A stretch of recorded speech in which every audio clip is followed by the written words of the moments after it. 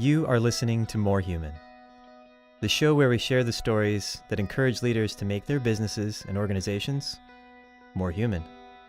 I'm your host, Jeremy Newlick. So you're headed out for lunch on a beautiful spring day, and you stumble across this old friend of yours.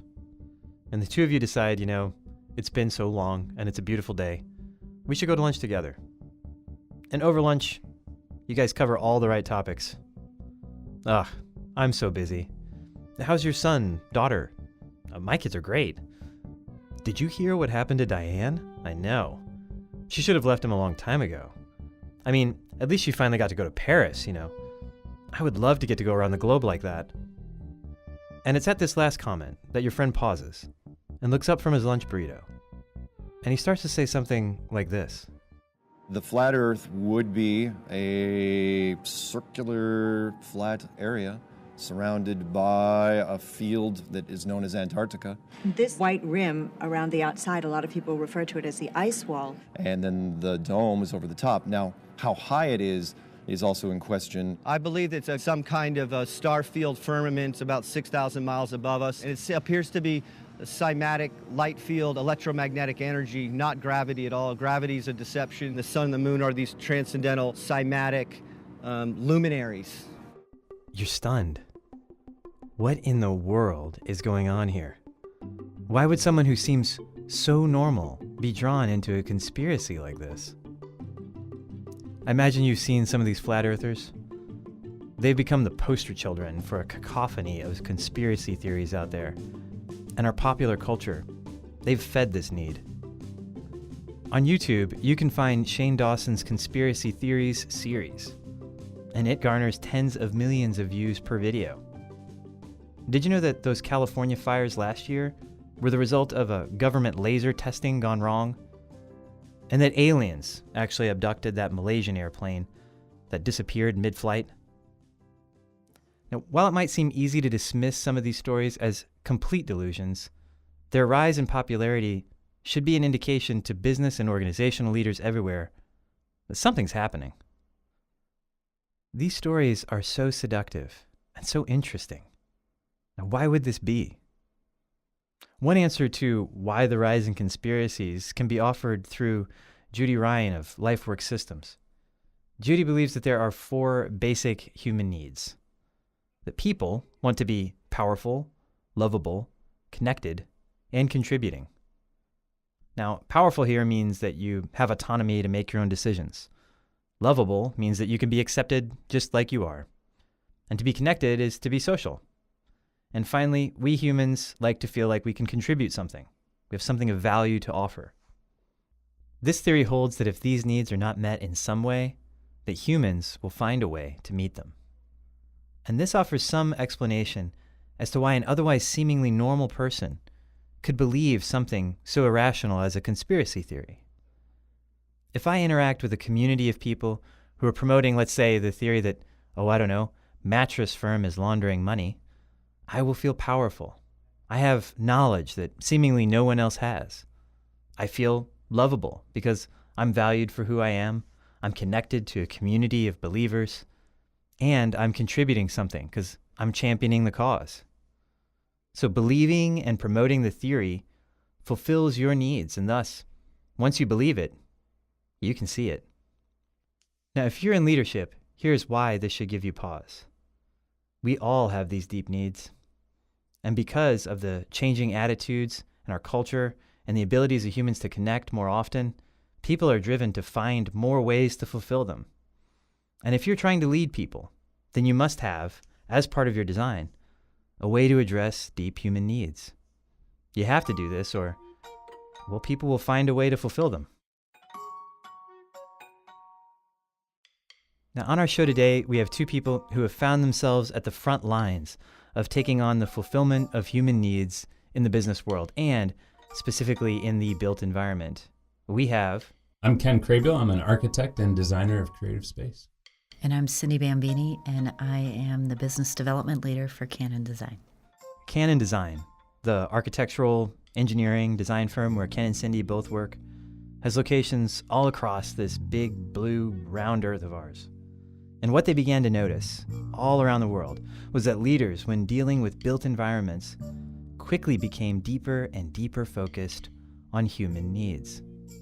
And Ken, in the years of his experiences, has found the built environment is really a canvas on which something much more meaningful can take place. You can create a space, a place that somebody is comfortable because they say, this is my place. They're going to be far more productive and more engaged in whatever they're doing, either as a customer, as an employee, or as a student. So by asking questions, by digging deeper, Ken has found he's able to address what's driving the need for a change in the built environment. And as he and his colleagues have had more and more of these interactions around the world, they started to find that there were underlying community-wide issues that were even bigger than what a single firm could solve. But instead of feeling powerless to change it, Ken, Cindy, and others at Canon Design began to host events. They were free, open to the public, just to address specific needs within a community. Now, we're going to talk more about those events later in the episode. But all of this insight started with careful listening. And according to Ken, this kind of listening quickly gets leaders to talk in deeper conversations.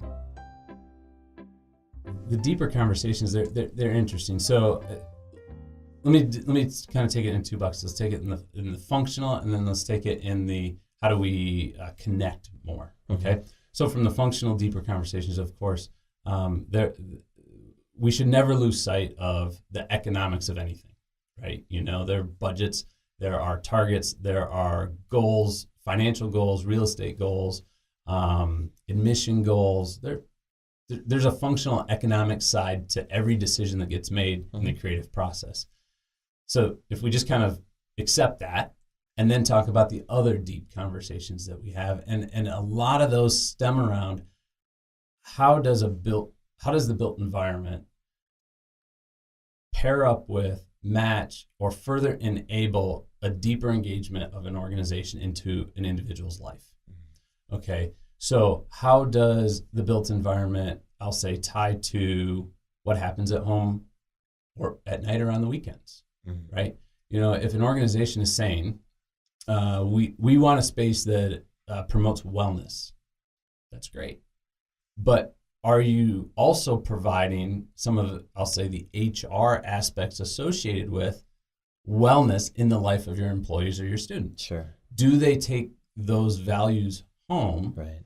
and live them in a very healthy sort of way? Because if, frankly, only one portion of an individual's week is a healthy environment and looking forward to creating that wellness in what they do, but they go home and it's totally different, you're not getting your bang for the buck there, right? Sure. And so we spend quite a bit of time working with our partners on their larger, I'll say, HR program, human resource programs. How are they engaging with their employees? How are they creating connectivity between, say, food selection at work and food selection at home? What's the educational value associated with eating is a big one. We talk quite a bit about that. We work with them on that. Also access to technology and creating ways to allow us employees and students to participate in healthy activities with their coworkers and their neighbors. And if we don't, we have to embrace that. From Ken's perspective, changes to the built environment are but one of a number of essential steps that business owners can take to address a deep human need inside of an organization. And that's why it should be no surprise that his methodology for how to go about making those changes to the built environment begins first with a series of discussions. All right, step number one, articulate what you're trying to do to your employees. Just tell them, this is what we're trying to do, and we need your help doing it. And then that's step one. Step two is be open enough to embrace ideas that aren't yours. Okay? And we talk with leadership about that in very much softer ways. But that is step two, is if you're going to ask for the input, embrace what you hear back. Okay? Because ultimately it goes back to the human scale of this, the choice, the comfort, the passion that people have. So if you can kind of get through steps 1 and step 2, then there are a lot of ways to create space that support the ideas that eventually will hit the goals. Interesting. So you're asking essentially for a degree of some personal professional development on the front end of even asking those questions, right? Yeah. Because it's like, absolutely. hey, if you're going to go down this road, like asking people what they think, a lot of people see that as like, that's like landmines, man. Like you want me to go to my employees and ask them for input? Will they tell You know- me the truth? Are they comfortable with it? That uncovers a lot, right? Because Right. it's, those are conversations that at times, depending on your role as a leader, is how effective have you been at being open previous to this discussion, right? So, And we don't just launch a leader into a conversation like that. We will just sit kick with them in them. the deep end, man. Yeah, we will sit with them for quite a while to kind of help them navigate that conversation, how you receive feedback, how you distill the feedback from complaining into actual productive ideas, Right, if yeah, you will, right, right? right. But there are a lot of ways to engage. There are a lot of ways to engage your employees, from face-to-face to surveys to, one thing I love to do, and we don't do it often enough because I think that not everybody's comfortable with it, but if you just ask your employees to put a Post-it note anywhere they go on a given day. So from the moment you arrive to the moment you leave, when you're getting up and out of your desk and other things, put a Post-it note there. Then at the end of the day, walk around and just see where all the Post-it notes are. Right. Because that's what you need in your next space. Interesting. Now, it might not be in that way, but that's what you need, or some iteration thereof. I think it's a fun exercise, in my opinion. So Ken believes that leaders can use anticipated changes to the built environment as an opportunity to create more meaningful interactions with employees. And this way, more people will be conscious and aware of how they're working, leading to greater buy-in. And rather than anxiety, changes can be a reason for excitement. Ken is an example of a business leader who went through the entire process from start to finish. And it created a kind of change both in his organization and himself that he otherwise could not have experienced. So the gentleman is a CEO for an international corporation. They're based here in the States.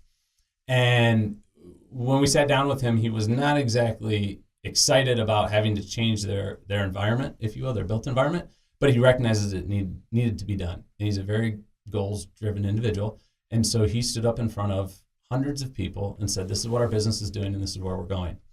And then allowed his team to create space to enable that through a lot of engagement with their employees.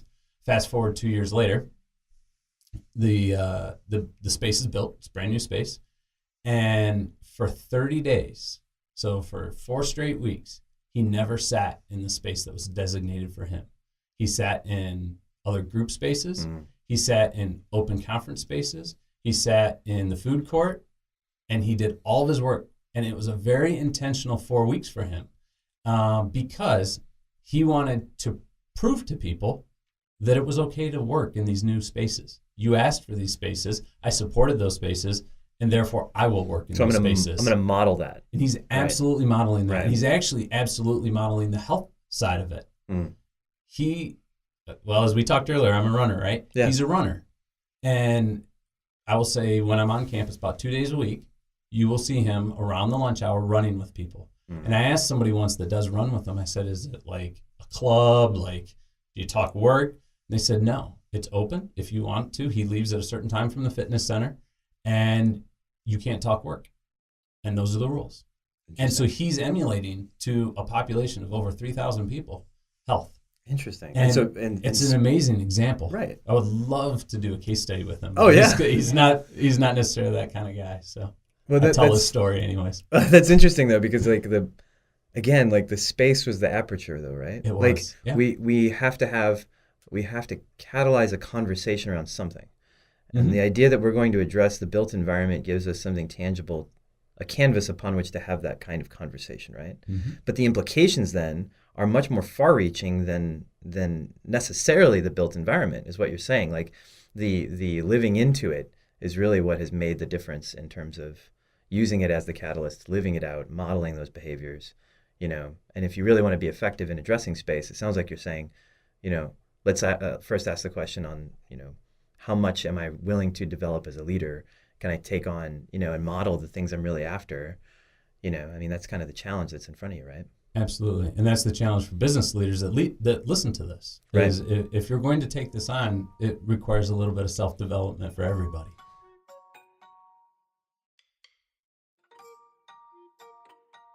Over the years, Ken, Cindy, and the others at Canon Design realized that the transformations that they have helped to create have implications that go beyond the four walls of a building.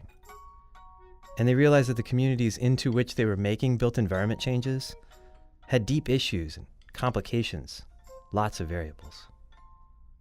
They realized they had tapped into something much bigger than them or their projects. It had to do with the deep human needs of an entire collective or community. So they began to ask, what if we applied our built environment design process to the larger culture? What if we gather people around issues? And instead of presenting a series of solutions, we instead ask them to uncover everything they know about the problem. Cindy gives us a rundown on what inspired this series of community-wide conversations. We got the idea, and we've branded these conversations Horizon. So Horizon St. Louis, we're having our inaugural public conversation on April 3rd. And we've seen success in other cities. Canon is in about 20 cities across the United States. And the conversations have been from things as simple as, what are we going to do with this street in Buffalo that is falling apart? How can we rescue it? How can we bring new life to it? What are the ideas that we have? We had a whole conversation about food. How do we make the food in our community healthier? Our St. Louis office of Canon Design focuses a lot on healthcare. We have a large healthcare practice, and we're seeing the merger of health and wellness. It's across everything that we do. So everything from a municipal recreation center to a hospital to Ken's conversation about the human experience going through the waiting room. Is that how do we improve that? So it's a goal that we had as an office to start having these conversations in St. Louis. There are a lot of conversations happening in St. Louis right now. Sure. There's a lot of development in St. Louis right now. There are a lot of people going down a bunch of different paths, and we just wanted to pull a couple of those multidisciplinary paths together and put them in a room and see what happens when they're all talking about the same topic. Interesting. So in the other cities that Canon has hosted a lot of these events, what are some of the surprising things that have come out of those events, or some of the more interesting sorts of things that people have said as they've had those conversations? Has it shaped the way that maybe you guys have been able to hold conversations then subsequently with your clients, or has it shaped maybe some of the experiences those people have had? Absolutely, because it's allowed us to learn what everybody is thinking. And for the food example is the best example of all. Who would have thought we would be in the food business, thinking about food and how it works into their daily lives at work. So it allows us to focus on the aspects of our designs and the spaces we create for people to make sure we include the things that are important. So, and it also has spawned conversations in these communities where real change is happening. Buffalo is the best example. Buffalo's it's a city like St. Louis. It's a heavy industrial kind of, we're a little worried about it city, but they're trying to have a resurgence and an upswing. And so looking at that street, I think it was Niagara Street was the name of this street. There are some really solid ideas that came out of it, and there were people there that had the wherewithal to take some action and maybe create some redevelopment plans. And it didn't end in that conversation. That was just the beginning point. So. Right. It sounds like similar to even the kinds of ways that you guys act as a catalyst for business owners when you're having conversations about space. Space becomes this like aperture through which you begin to have broader discussions over what are we really talking about and what are we trying to achieve? And it sounds like you're doing a similar thing when you're holding these events and you're inviting people in. It's like, let's use this as an aperture to talk about what we really value as a community, or what we really are after. you know. And we want them to be welcoming and open. They're free. Anybody can come. You don't have to work in the industry. It's just if, this is a topic that interests you and you want to hear some conversation, contribute to the conversation, be a part of whatever movement comes out of it. Right. This, come on down. Right. That's interesting because it does work on that theory of if you just get enough people around a particular, either a design challenge or a topic or something they kind of bump into each other, or there's something like that. There's some emergent kind of magic that can happen, right? And I guess you guys have seen that in some of these other cities where there's people who walk away from there with like either a renewed sort of sense of what must happen or what they could do to contribute to whatever the topic was, right? Right. Absolutely. We're seeing a real move with these events to elevating the conversation about a topic. Mm-hmm. So they are free. We want to welcome everybody that's interested in the topic to come and talk about it, because what we're finding is that these first panel discussions seem to always be spawning another conversation. Sure. And a smaller conversation with folks that are not only personally committed to seeing that topic move forward in their city, but also community and civic leadership that can help to enable and make that happen. And that very much has been one of, I'll say, not only our goals, but our real surprises, especially in Buffalo, is that these Horizon events are spawning a conversation among civic and corporate leadership to improving their city. And we are the optimists. We believe that that's where this will go, that this is going to elevate the conversation in St. Louis beyond just a fact-finding or reporting sort of panel discussion. Right. That is absolutely not where we're headed with this, and that's what excites us. It's why many of us in the creative industry and in architecture, for instance, it's why we do what we do. There is a passion that comes with solving a problem, right? If you're really committed to it, and today's technology, let's be frank about it, can pump out widgets and solutions so simply these days, right? And so when you get to the core of, I'll say, design, it's about having a passion for solving a problem, right? And I think even more so today is recognizing that what we're doing is for humans. And I think that's where the passion comes from, and that's where you see us leaning into how do we improve health and wellness in our community? How do we get passionate about topics that influence the built environment, but really influence humans? Right. And that's wherein lies, I'll say, our motivation for creating Horizon across the country. Ken and Cindy both have a great deal of passion. It's evident. And while the built environment is the perfect canvas for the expression of their intention, their real passions are around serving deep human needs beyond the four walls of a workplace or municipal building. A lot of times, as leaders, we are tempted to foist our solutions onto our organizations.